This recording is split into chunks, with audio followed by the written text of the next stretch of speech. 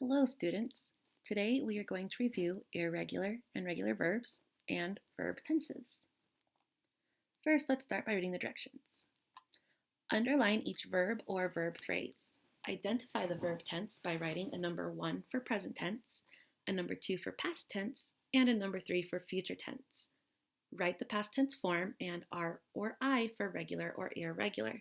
So what we're going to do is we're actually going to break this down and do it bit by bit. So here are our 7 sentences. Let's start with the first part. Underline each verb or verb phrase. Now remember, a verb is an action. It's what you do. A verb phrase will typically have some sort of helping verb in front of it. So let's be on the lookout for those. Number 1, the gorilla ate the whole banana. So what did the gorilla do? The gorilla ate. So I'm going to underline my verb, my main verb, ate. Number 2, will David eat the last piece of pie? Now this is an example of a verb phrase because we have a helping verb and a main verb. So I need to underline both the helping verb and the main verb since that is my verb phrase. Number 3, the chair needs a soft cushion. In this sentence, my verb is going to be what? You got this. What is my verb? Class, get ready. Yes, needs.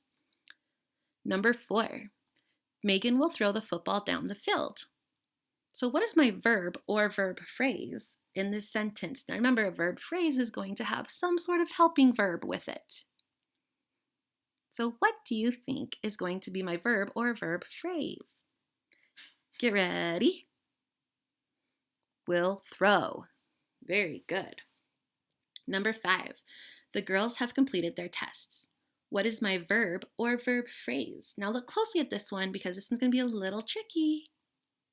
What is the verb or verb phrase, class? Get ready. Yes, have completed. Number 6, the dog rose from his nap with a huge yelp. What is my verb in this sentence? Get ready. Yes, rose. And number 7, the teapot steamed noisily on the stove. What is my main verb in this sentence? Think, think, think. Get ready. Yes, steamed. Very good. Now that we have underlined each verb or verb phrase, we are now going to identify the verb tense by writing a number 1 for present tense, a number 2 for past tense, and a number 3 for future tense. Just a quick review. When we're looking for present tense verbs, we typically want to find verbs that have an S, ES, or a plain ending. For example, like cries or fly. Those are examples of present tense. For past tense, we want to look for verbs that end in ed, d, or t, or if it was an irregular verb, had a spelling change. So for example, cried, flew. And then we have future tense. We always look for that will or shall with a main verb. Will cry, will fly. So let's look at this first sentence. The gorilla ate the whole banana. So I'm going to ask myself, is the gorilla currently eating the banana? Did he already eat the banana? Or will he be eating the banana? Well, there's no helping verb, so I know that it's not a future tense. There's no will or shall. It doesn't say the gorilla is eating the whole banana, so I can figure out that this is a past tense sentence. The gorilla already ate it, so I would write a 2. Let's look at number 2. Will David eat the last piece of pie? Now remember, will or shall tells me that it's going to be a future tense sentence. So because the word will is there, I'm going to write a number 3 for future tense. Number 3, the chair needs a soft cushion. I'm going to remember that present tense verbs typically end in an ES, S, or regular ending. And the word needs ends with an S. So that tells me right there that this is a present tense sentence. So I'm going to write a number 1. Now it's your turn. Number 4, Megan will throw the football down the field. will throw. Is that happening right now? Did it already happen? Or is it going to happen? If you said it is going to happen, you are correct. That would make it a future tense sentence. So number 3. Let's look at number 5. And this one might be a little tricky, so we got to pay close attention to it. The girls have completed their tests. Now notice there's no will or shall, so we know that it's not future. We have to figure out now, is it present or is it past? What do you think the correct answer is, class? Think, think, think. Get ready. It is present. That was such a tricky one.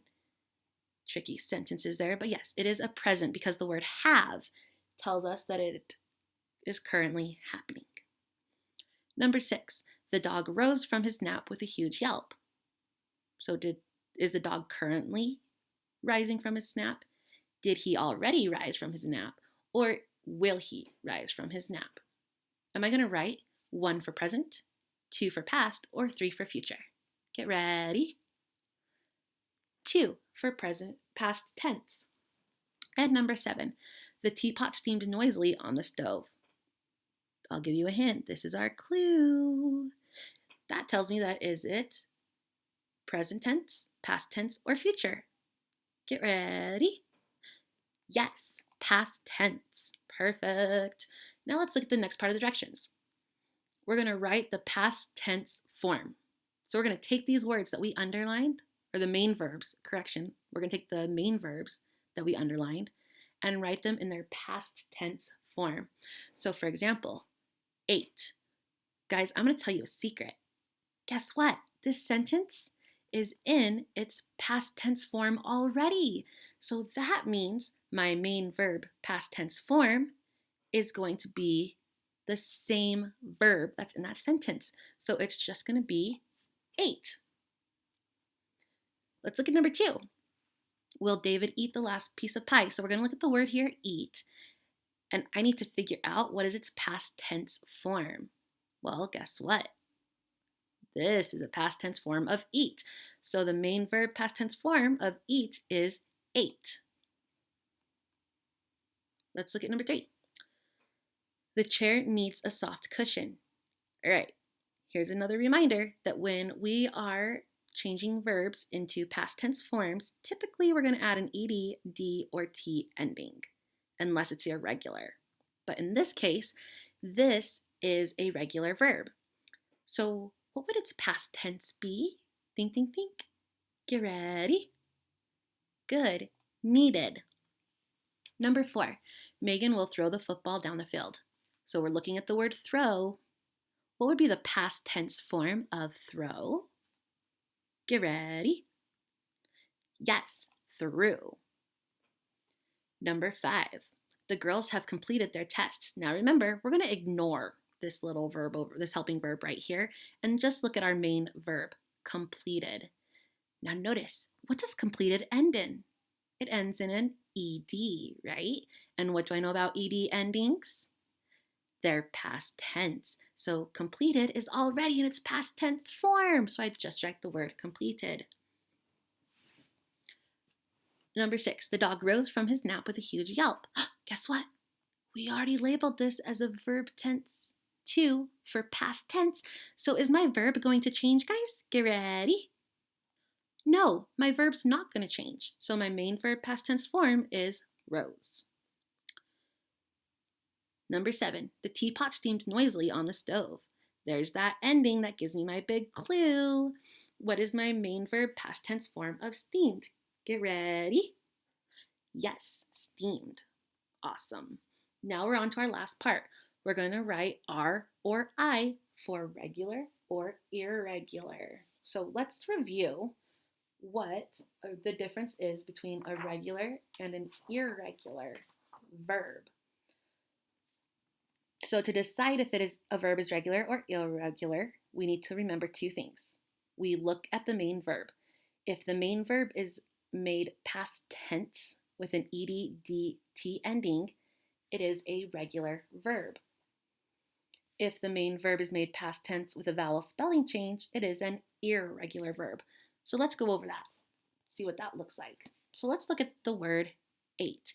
Now, something that you can do is you can ask yourself, would I ever say ated or ate it?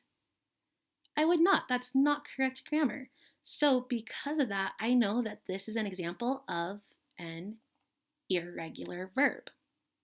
Now, again, this is the same word, right? So ate, is ate regular or is it an irregular verb? Get ready. Good, it is irregular. Let's look at needed. Remember, so look at this ending, ed ending. A verb is a regular verb if it ends in a d, ed, or t ending. So this is an example of a regular verb. So I would write an R for regular. Let's look at next one, through. Now let's use my trick again, where we add an ed, d, or t ending to this and decide whether or not it makes sense. Would I ever say I threw the ball down the hall? No, that makes absolutely no sense. So could this be a regular verb? Absolutely not. So through is going to be a what type of verb? Get ready. Yes, irregular. Next, completed. This one, I think you can figure out on your own. Look at that ending for me and tell me, is this a regular verb or is it an irregular verb? Think, think, think. Get ready. It is regular. Let's look at rose. Remember, would I ever say I rose from bed?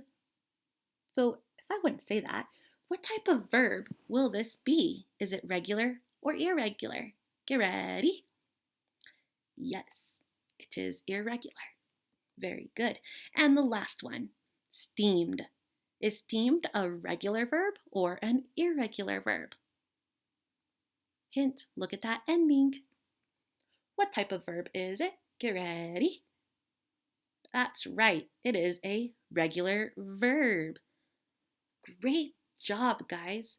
You are boom dynamite.